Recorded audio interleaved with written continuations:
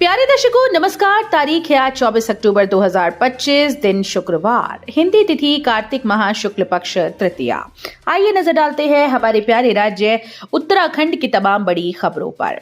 Comment box में जय हिंद लिखकर हमें सपोर्ट करें। तो चलिए शुरू करते हैं। भाई दूज पर खटीमा पहुंचे सीएम धामी, हेलीपैड पर ही सुनी जनता की समस्याएं। भाई दूज पर मनाने के लिए बृहस्पतिवार सुबह मुख्यमंत्री पुष्कर सिंह धामी खटीमा पहुंचे। लोहिया हेड स्थित हेलीपैड पर जनप्रतिनिधियों और जनता ने उनका स्वागत किया। हेलीपैड पर मुख्यमंत्री धामी ने स्थानीय जनता से मुलाकात कर उनकी विभिन्न समस्याओं को भी सुना। उन्होंने अधिकारियों को जनता की सभी समस्याओं का प्राथमिकता के साथ निस्तारण करने के निर्देश दिए। वहां पर जिला पंचायत अध्यक्ष अजय मौर्य, नगर पालिका अध्यक्ष रमेश चंद्र जोशी, वीसी पंतनगर विश्वविद्यालय doctor Manmohan Chauhan, Randeep Pokhriya, DM Nitin Bhadauria, SSP Manikant Mishra, ADM Pankaj Upadhyay, SP city doctor Uttam Singh Negi, SDM Tushar Saini आदि मौजूद रहे।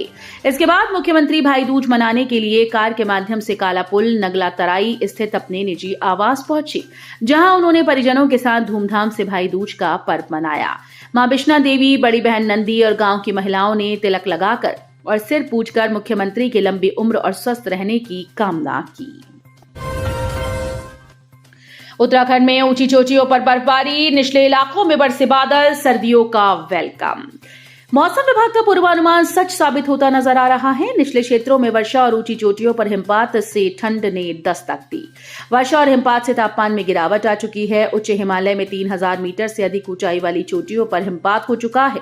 मुनस्यारी से प्राप्त जानकारी के अनुसार पंचाचूली, राजरंभा, सिरमधार, हंसलिंग, नंदा देवी, नंदाकोट, नागिनी धुरा सहित अन्य चोटियों पर हिमपात हुआ। धारचूला से मिली जानकारी के अनुसार दारमा और व्यास की ऊंची चोटियों पर हिमपात हुआ। निचले क्षेत्रों में बुधवार सुबह के बाद रात्रि और गुरुवार की सुबह को भी हल्की वर्षा हुई।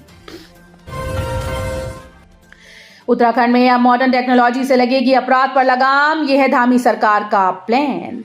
नदियों पर होने वाला खनन अब दिन रात विभाग की नजरों में रहेगा। इतना ही नहीं, जिन वाहनों से खनन सामग्री का ढुलान होगा उसकी सभी गतिविधियां विभाग की निगरानी में रहेंगी। इसके लिए औद्योगिक विकास खनन विभाग ने प्रदेश के चारों मैदानी जिले यानी देहरादून, हरिद्वार, उधम सिंह नगर व नैनीताल में नाइट विजन ड्रोन कैमरों का इस्तेमाल करने का निर्णय लिया। साथ ही खनन सामग्री के ढुलान में लगे वाहनों में जीपीएस युक्त चिप लगाए जाएंगे, जिससे वाहनों की आवाजाही पर नजर रखी जा सकेगी। रोजगार के नए केंद्र बनेंगे उत्तराखंड के गांव, 9000 युवाओं को मिली स्टार्टअप ट्रेनिंग। राज्य के युवा नवाचार से पहाड़ों में सफलता की नई परिभाषा लिख रहे हैं। युवा पहले रोजगार की तलाश में पलायन करते थे, वे अब अपने ही गांव में नवाचार आधारित उद्यम शुरू कर रहे हैं। सरकार की उद्यमिता योजना के सहयोग से नैनीताल जनपद के भीमताल में पंकज पांडे का मधुमक्खी पालन केंद्र, टिहरी के जैनब सिद्दीकी का इको नेक्सस इनोवेशन तो उदाहरण है ही। आने वाले समय में पौड़ी, चमोली, रुद्रप्रयाग, उत्तरकाशी, पिथौरागढ़ जनपदों में सैकड़ों युवा घर पर ही स्वरोजगार प्रारंभ कर रोजगार देने वाले बनेंगे। 16 महीने बाद विधानसभा चुनाव, क्या हल्द्वानी की ये 5 बड़ी योजनाएं अब हो पाएंगी पूरी? उम्मीद है कि अलग राज्य बनने के बाद यहां विकास की योजनाएं जल्द साकार रूप लेंगी। उसका लाभ आम लोगों को मिलेगा, लेकिन योजनाओं का हश्र अभी भी अविभाजित उत्तर प्रदेश जैसा ही है। छोटे राज्य में सत्ता और सीएम बदलते रहे, विकास के दावे होते रहे, लेकिन कुमाऊं के सबसे बड़े शहर हल्द्वानी की प्रमुख योजनाएं फाइल से बाहर नहीं निकली।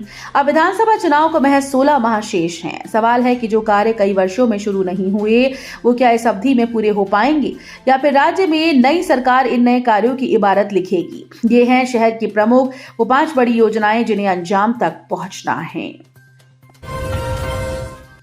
ग्राहकों के विश्वास पर खरा नहीं उतरा 22 कैरेट सोना, जांच करने पर 18 कैरेट के निकले जेवर, हंगामा।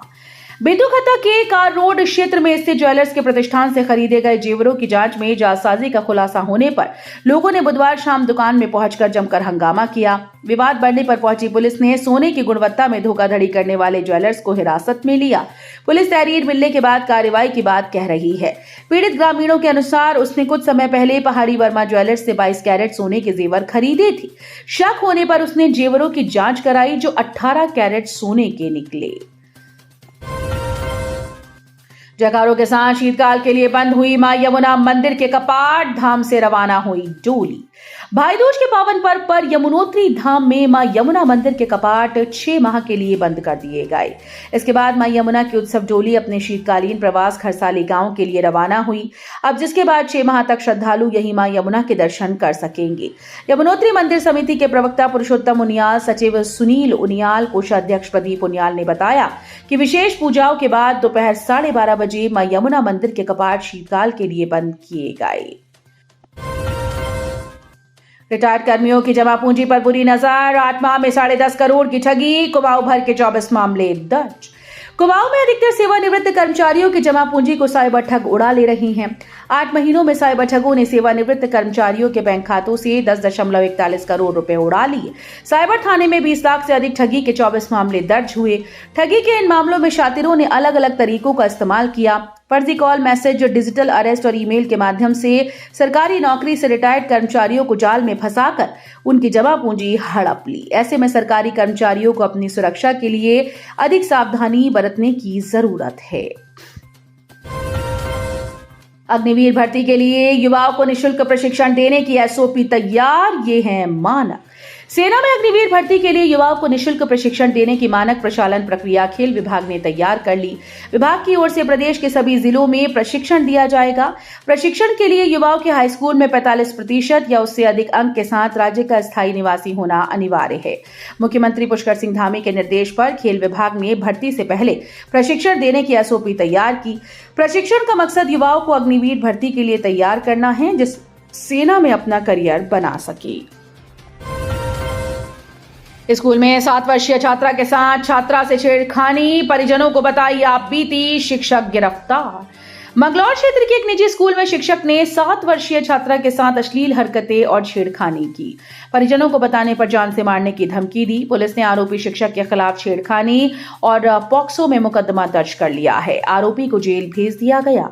कोतवाली क्षेत्र के एक गांव की 7 वर्षीय बच्ची गांव के ही एक स्कूल में पढ़ने जाती है। 2 दिन पूर्व स्कूल में छात्रा के साथ अश्लील हरकतें और छेड़खानी की गई। आरोपी शिक्षक ने छात्रा को धमकी दी कि यदि उसने इस बाबत परिजनों को कुछ बताया तो उसे जान से मार देगा।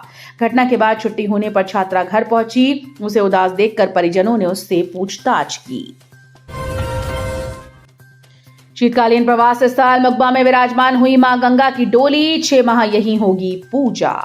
गंगोत्री धाम के कपाट बंद होने के बाद मां गंगा की उत्सव डोली भाई दूज के अवसर पर अपने शीतकालीन प्रवास मुकबा में विराजमान हो गई। यहां पर मां गंगा के 3 दिन निर्वाण दर्शन होंगे। बीती बुधवार को शीतकाल के लिए मां गंगा की डोली गंगोत्री से मुकबा गांव से 3 किलोमीटर पहले चंडेश्वरी मंदिर में पहुंची थी।